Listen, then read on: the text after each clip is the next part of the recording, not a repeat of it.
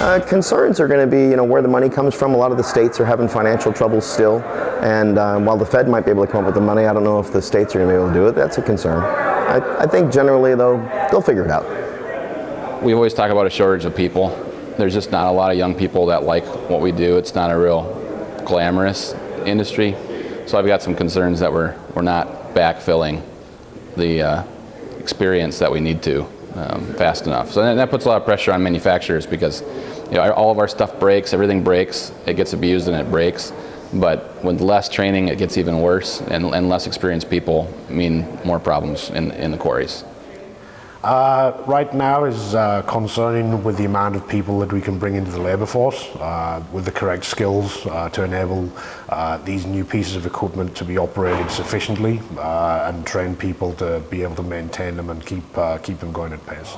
It's a nationwide issue with the staffing, and we've reached out to a lot of vocational schools, technical schools. We've used the Ohio Aggregate and Industrial Minerals Association.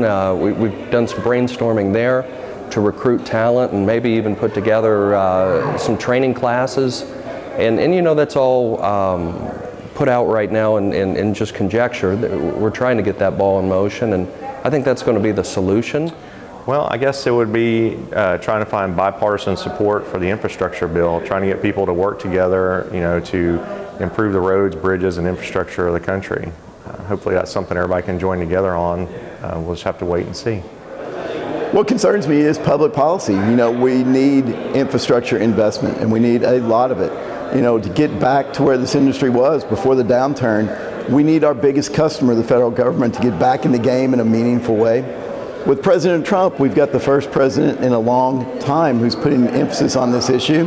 Now we need Congress to come together, to get past their differences, to join in a bipartisan way and fund this necessary investment in our future. Really just the lack of the federal funding of the road bill. Producers are busy, but it's really hard to invest in your companies and in expansions and new products and whatnot when you don't really know what the next 6 months or 12 months are going to bring. So we really need a long-term, well-funded federal road bill to sustain the industry for a long time.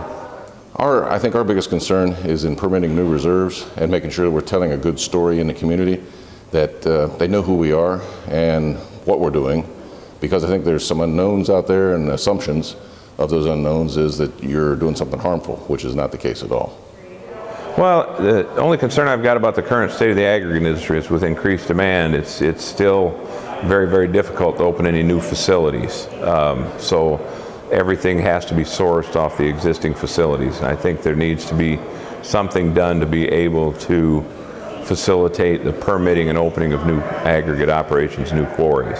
It's just very difficult because of public misperception and bureaucratic rules and regulations.